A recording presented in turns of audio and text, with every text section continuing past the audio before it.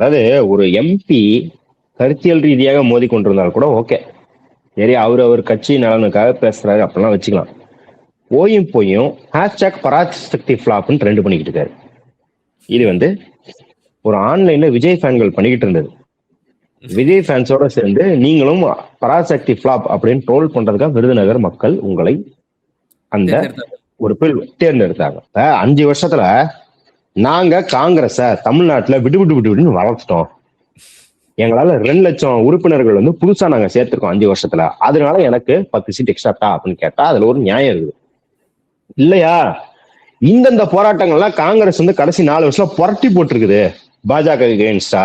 தமிழ்நாட்டுல சமகர செக்ஷன் அபியானுக்காக ஒரு போராட்டம் நாங்க இப்ப நடத்தின போராட்டம் தமிழ்நாடு ஸ்தம்பிச்சு போச்சு அப்படின்னு ஒரு 4 போராட்டத்தை நான் காட்டுறேன்.